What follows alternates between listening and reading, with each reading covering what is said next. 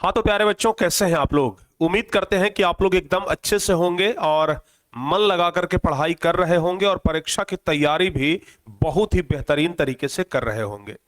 प्यारे बच्चों, आज आप लोग थंबनेल देख करके समझ गए होंगे कि हम आपको किस टॉपिक पर बताने वाले हैं।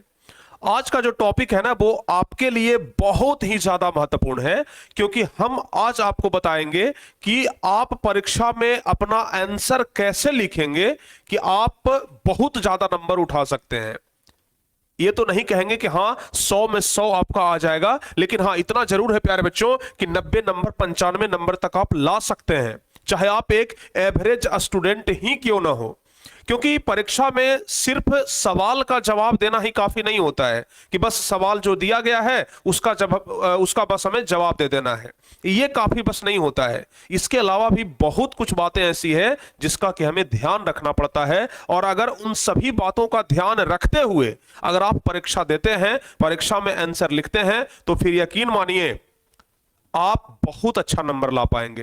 तो आज के इस वीडियो में हम आपको वही एक प्रैक्टिकल मेथड बताएंगे प्यारे बच्चों, एकदम प्रैक्टिकल मेथड। आज हम कुछ इधर उधर की बातें नहीं करेंगे कि हाँ हम ये करवा देंगे वो करवा देंगे, बिल्कुल भी नहीं।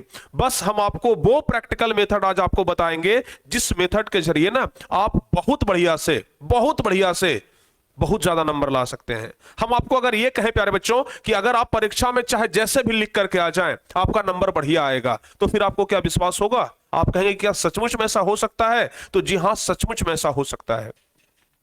बहुत सारे बच्चे क्या बोलते हैं, बहुत सारे बच्चे बोलते हैं कि सर हम लिखते तो अच्छा है सर, लेकिन स्लो लिखते हैं सर, परीक्षा में सर कैसे होगा सर, छूट जाएगा, बहुत स्लो लिखते हैं सर, स्पीड में हमारा हाथ नहीं चलता है। बहुत सारे बच्चों का ये शिकायत आता है, बहुत सारे बच्चे ये कमेंट करते हैं, मैसेज करते हैं। हमने कहा कि भाई चिंता मत करिए, आपका भी सॉल्यूशन निकल जाएगा।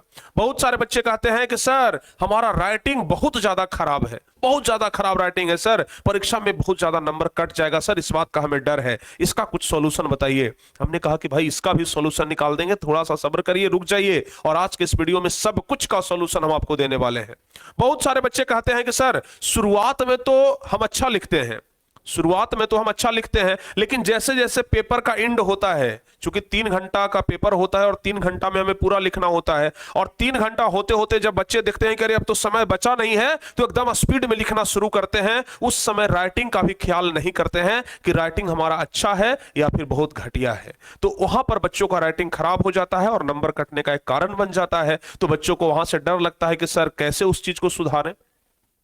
या फिर बहुत सारे बच्चे ये भी गलती कर देते हैं कि क्वेश्चन तो लिख लिए और जब पूरा लिख लिए तब पता चला कि क्वेश्चन में गलती है, इसका आंसर गलती है, तब उसको पूरा एकदम काट देते हैं, पूरा एकदम बुकड़ करके काटते हैं, समझ गए ना। तो वहां पर भी क्या नंबर कट जाएगा वैसे लिखेंगे। तो इन सब चीजों पर प्यारे बच्चों आज हम बात करने के लिए आपके सामने आए हैं। तो आज हम मोस्ट प्रैक्टिकल मेथड आपको बताने वाले हैं कि अगर इस मेथड का उपयोग करके अगर आप कॉपी लिखते हैं तो यकीन मानिए आपका बढ़िया नंबर आएगा। ठीक है ना, आपका कभी भी रेड मार्क्स नहीं, प्यारे बच्चों ग्रीन सिग्नल आपको मिलेगा और आप एक बढ़िया नंबर ला पाएंगे।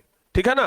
तो चलिए सबसे पहले हम बात कर लेते हैं कि आखिर हमें क्या करना है, कि आखिर हमें करना क्या है। सबसे पहला चीज कि बहुत सारे बच्चे बोलते हैं कि हमारा सर ये जो राइटिंग है ना बहुत ज्यादा खराब है, तो क्या हमारा नंबर कट जाएगा। बहुत सारे बच्चे बोलते हैं कि राइटिंग हमारा खराब है तो क्या नंबर कट जाएगा। तो याद रखिएगा, अगर राइटिंग आपका पठनीय है, पठनीय मतलब समझ रहे हैं, पठनीय मतलब समझ रहे हैं यानी पढ़ने लायक, अगर राइटिंग आपका पढ़ने लायक है तो आपका नंबर नहीं कटेगा। समझ रहे हैं ना। अगर राइटिंग आपका पढ़ने लायक है, जैसे मान लिया जाए कि कोई इस प्रकार से लिख रहा है राम आम खाता है, ठीक है ना, राम आम खाता है। देखिए राइटिंग तो खराब नहीं है लेकिन पढ़ने लायक है। तो अगर आप वैसा लिखते हैं जो कि एक व्यक्ति पढ़ सकता है, ऐसा नहीं कि अगर हम लिखे हैं तो सिर्फ हम ही पढ़ सकते हैं, हमारे अलावा दुनिया का कोई आदमी आ जाए वो पढ़ नहीं पाएगा, तो फिर वैसे में आपका नंबर कट जाएगा। समझ गए ना।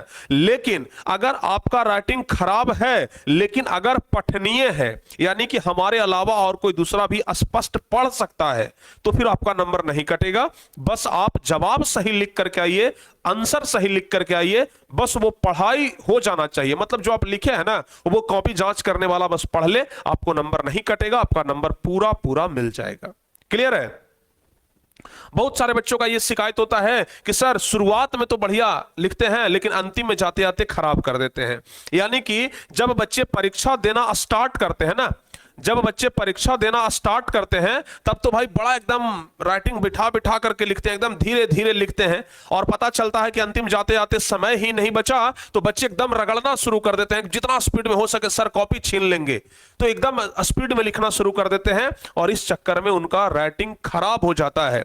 तो वैसे बच्चों के लिए एक टिप्स है कि पहले ही आप लोग क्वेश्चन का अनुमान लगा लें कि कौन सा क्वेश्चन छोटा है, कौन सा क्वेश्चन बड़ा है, समझ गए ना, और हमें कितना टाइम लग सकता है, और उस अनुसार से शुरुआत से ही प्यारे बच्चों अपना स्पीड मेंटेन रखें। ऐसा नहीं कि शुरुआत वाले क्वेश्चन पर एकदम ज्यादा समय दे दिए, बढ़िया से एकदम राइटिंग बिठा के लिखे और बाद वाला पर हमें समय ही नहीं बच रहा है, पूरा एकदम रगड़ रहे हैं, तो वैसे में आपका नंबर तो कटेगा ही कटेगा ना। आंसर जानते हैं, आंसर सही लिखे हैं, लेकिन बस रगड़ करके आ गए हैं तो कॉपी जांच करने वाले को भी पता नहीं चलेगा कि आप क्या रगड़े हैं कि क्या लिखे हैं, वैसे में आपका नंबर कट जाएगा। तो यहां पर आपको इस बात का खास ख्याल रखना है। उसके अलावा बहुत सारे बच्चे क्या करते हैं जो हम आपको बताते हैं, नंबर कटने का एक दूसरा कारण भी हो सकता है कि जो कॉपी जांच करने वाला होता है बाबू, उसको सुबह से लेकर के शाम तक कॉपी जांच करना होता है, ठीक है ना। आप कॉपी तो लिख करके आ गए लेकिन अब कॉपी जांच करना है टीचर को, समझ गए ना। तो आप सुबह से लेकर के शाम तक, सुबह से लेकर के शाम तक क्या करते हैं, जो कॉपी जांच करने वाले होते हैं ना, वो सुबह से लेकर के शाम तक कॉपी जांच करते हैं। तो जब वो कॉपी जांच करते हैं तो जांच करते करते करते करते उनका मन उब जाता है। वैसे में बहुत सारे बच्चे क्या करते हैं ना, सीक्वेंस में नहीं लिख पाते हैं। जैसे मान लिया जाए कि पहला क्वेश्चन हमें नहीं आता है तो हम भाई डायरेक्ट दूसरा लिखेंगे, दूसरा के बाद तीसरा अगर नहीं आता है तो हम चौथा लिखेंगे, पांचवा लिखेंगे, इस प्रकार से लिखेंगे। लेकिन बहुत सारे बच्चे क्या गलती कर देते हैं कि सीक्वेंस में ना लिख करके उल्टा पुल्टा लिखते हैं। जैसे उनको अगर छठा नंबर क्वेश्चन सबसे हल्का लग रहा है तो छठा नंबर सबसे पहले लिख दिए, बाद में पता चला कि उनको पहला नंबर क्वेश्चन भी आता था तो छठा के बाद फिर पहला नंबर लिख दिए, फिर पता चला कि नहीं भाई तीसरा नंबर भी जानते हैं तो तीसरा लिख दिए, और बाद में फिर पता चला कि नहीं 14वां नंबर एक बैग लिख दिए हैं, समझ गए ना। तो इस प्रकार से अगर आप सीक्वेंस में नहीं लिखते हैं तो अच्छा ये बताइए, एक कॉपी जांच करने वाले को ज्यादा सहूलियत इसमें होगा या ज्यादा सहूलियत इसमें होगा? कहेंगे कि सर ज्यादा सहूलियत तो इसमें होगा कि ये सीक्वेंस में लिखा हुआ है, पहले दूसरा फिर चौथा फिर पांचवा, और एक स्टूडेंट लिखा है जो पहले छठा लिख दिया फिर पहला फिर तीसरा फिर चौथा। इस प्रकार से अगर करेंगे ना तो कॉपी जांच करने वाला सुबह से लेकर के शाम तक कॉपी जांच करता है, और कोई भी आदमी किसी भी काम को करते करते ऊब जाता है, और अगर वो ऊब जाता है ना तो वो जैसे तैसे काम करना शुरू कर देता है, आपका नंबर भी वो जैसे तैसे दे देगा। अगर जवाब सही भी रहेगा ना तो वो आपका नंबर काट लेगा, समझ गए। वैसे में आपका क्या करेगा, नंबर काट लेगा। तो इसलिए आपको क्या करना है कि सीक्वेंस में लिखने का प्रयास करना है। क्या करना है? सीक्वेंस में लिखने का प्रयास करना है,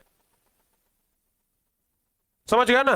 क्या करना है? सीक्वेंस में लिखने का प्रयास करना है, ध्यान रखिएगा। तो आपका नंबर क्या होगा बाबू, नहीं कटेगा। और नहीं तो अगर सीक्वेंस में नहीं लिखिएगा तो नंबर आपका क्या होगा, बहुत आसानी से कट जाएगा, ठीक है ना।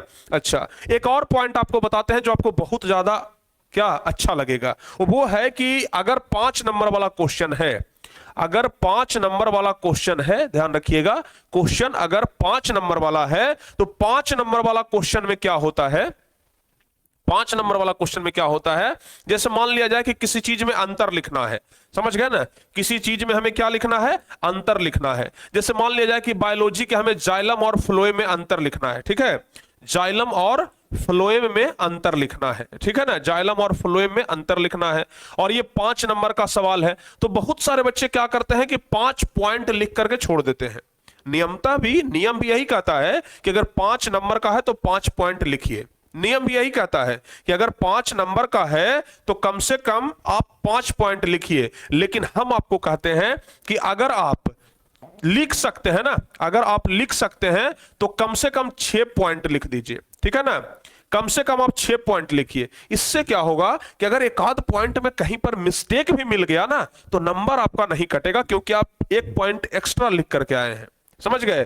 तो 5 नंबर वाला क्वेश्चन में यह ध्यान रखना है कि आप लोगों को क्या करना है, 6 पॉइंट लिख करके आना है, अगर कहीं अंतर रह गया तो। इसके अलावा 5 नंबर वाले क्वेश्चन के लिए एक टिप्स और हम आपको देते हैं, 5 नंबर वाले क्वेश्चन के लिए एक टिप्स और हम आपको देते हैं, याद रखिएगा।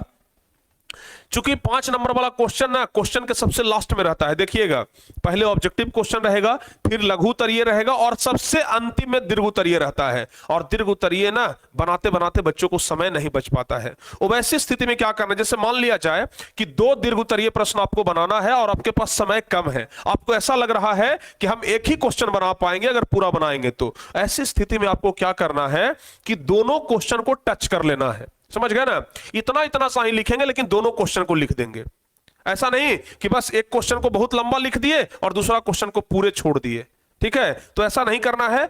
एक ही क्वेश्चन को लिखे, यहां पर क्या करेंगे कि दोनों क्वेश्चन को हम लोग लिखेंगे। यानी कि अगर मान लिया जाए कि 5वां नंबर क्वेश्चन और 6ठा नंबर क्वेश्चन दोनों दीर्घ उत्तरीय है, दोनों हमको बनाना है, तो वैसी स्थिति में अगर समय नहीं है तो दोनों को हम आधा आधा ही लिखेंगे लेकिन दोनों को लिखेंगे, ठीक है ना। शॉर्टकट में निकालने का प्रयास करेंगे, कोशिश करेंगे कि पॉइंट वाइज करके किसी तरीके से शॉर्टकट कर दिया जाए इसे। और अगर इस तरीके से करेंगे ना तो हमें चांस है कि अगर 5 नंबर का क्वेश्चन है, अगर 3-3 नंबर भी मिलेगा तो हमें 6 नंबर मिलेगा, 6 नंबर मिलेगा। लेकिन अगर आप एक एक क्वेश्चन को बहुत लंबा लिखते हैं और एक ही क्वेश्चन में अपना पूरा समय खत्म कर देते हैं तो आपको मैक्सिमम भी मिलेगा ना तो 5 नंबर मिलेगा, मैक्सिमम भी मिलेगा तो 5 नंबर। और अगर दोनों को आधा आधा लिखे हैं तो 6 नंबर। तो बताइए फायदा किसमें है, आधा आधा लिखने में कि पूरा लिखने में। तो अगर समय कम बचे तो आधा लिख करके भी आप काम चला सकते हैं, समझ गए ना। अगर समय कम बचे तो आधा लिख करके भी आप काम चला सकते हैं। उसके अलावा अगर 5 नंबर वाला क्वेश्चन रहता है ना तो बच्चे सोचते सोचते थक जाते हैं कि आखिर इसमें और क्या लिखें कि आंसर बड़ा हो, क्योंकि 5 नंबर वाले क्वेश्चन में आंसर बड़ा लिखना पड़ता है, छोटा आंसर लिखिएगा तो काम नहीं चलेगा। तो वैसी स्थिति में आप लोगों को क्या करना है कि कॉपी का जो सबसे पिछला पेज होता है, कॉपी का जो सबसे पिछला पेज होता है ना, उसको उसमें आप कम से कम 3-4 पॉइंट लिख ले। जैसे मान लिया जाए कि हमें मेजनी के बारे में लिखना है, इतिहास में कि मेजनी के बारे में बताइए, तो हम उसमें 3-4-5 पॉइंट पहले लिख लेंगे। समझ गए ना कि मेजनी ने यंग इटली की स्थापना की, यंग यूरोप की स्थापना की, नागरिक आंदोलन चलाया। तो इस प्रकार से अगर हम लोग 5 पॉइंट लिख लेंगे तो फिर 5 पॉइंट को बना बना करके हम लोग 10 लाइन लिख लेंगे। समझ गए ना, 5 पॉइंट को बना बना करके हम लोग 10 लाइन लिख लेंगे और तब जाकर के दीर्घ उत्तरीय पूरा हो जाएगा। तो क्या करना है कि दीर्घ उत्तरीय में थोड़ा सा समय देना है, ठीक है, और थोड़ा सा समय देकर के पहले उसका पॉइंट लिख लेना है कि आखिर किस पॉइंट के तहत हमें ये पूरा क्वेश्चन का जवाब देना है। और अगर वो पूरा पॉइंट आप लिख लेते हैं ना तो फिर यकीन मानिए आप पूरा पूरा सही जवाब देकर के आएंगे। तो ये काम आपको जरूर करना है दीर्घ उत्तरीय के लिए, समझ गए। तो ये सब कुछ टिप्स हैं, समझ गए ना, जो कि प्रैक्टिकल टिप्स है, इधर उधर की बातें नहीं है, ये कर देना है, वो कर देना है, अच्छा कर देना है, नहीं, बस ये सब प्रैक्टिकल टिप्स है, प्रैक्टिकल मेथड है कि अगर आप ये सब करते हैं, अगर आप ये सब करते हैं तो एक बढ़िया स्कोर ला सकते हैं। खराब राइटिंग होते हुए भर में भी बढ़िया नंबर ला सकते हैं। बस अगर राइटिंग खराब भी है ना तो ऐसा लिख दीजिए कि सामने वाला जांच करने वाला आदमी उसको पढ़ ले, आपको पूरा नंबर मिल जाएगा, नंबर आपका नहीं कटेगा। और ये खुद कॉपी जांच करने वाले बोलते हैं, ये खुद कॉपी जांच करने वाले बोलते हैं कि बस पढ़ाई समझ में आ जाना चाहिए, उसका लिखाई आ जाना चाहिए, समझ में क्या लिखा है वो समझ में आ जाए, हम उससे नंबर दे देंगे। समझ गए ना। तो अगर इस तरीके से सब कुछ लिखते हैं तो यकीन मानिए आपका एक नंबर भी नहीं कटेगा, पूरे पूरे नंबर के आप हकदार होंगे। तो उम्मीद करते हैं कि इस वीडियो में जितने भी सारे मेथड बताए हैं इन सभी मेथड का यूज आप लोग अपने परीक्षा में करेंगे और एक एक गलती को सुधारेंगे। और अगर एक एक गलती को सुधार लिए ना और अगर एक एक नंबर भी बढ़ गया तो सोचिए 5 नंबर, 1% नंबर बढ़ जाता है। सोच रहे हैं, मिनिमम बता रहे हैं, एक एक नंबर भी बढ़ गया तो, हालांकि एक एक नंबर नहीं बहुत ज्यादा नंबर बढ़ेगा, ठीक है ना। ये प्रैक्टिकल मेथड को अप्लाई करके आप लोग जरूर देखिएगा। तो कुल मिलाकर के ये वीडियो आपको बहुत ही ज्यादा अच्छा लगा होगा, इंफॉर्मेटिव लगा होगा। अगर आपको अच्छा लगा हो ना तो एक कमेंट जरूर करिएगा कि वीडियो आपको कैसा लगा, ठीक है। और अगर अच्छा लगा है बाबू तो इस वीडियो को लाइक भी करिएगा, शेयर भी करिएगा। और अगर इस चैनल पर नए हैं तो चैनल को सब्सक्राइब भी जरूर कर दीजिएगा ताकि अच्छे तरीके से आपको आगे भी वीडियो मिलते रहे। मिलते हैं प्यारे बच्चों अगली क्लास में, तब तक के लिए जय हिंद,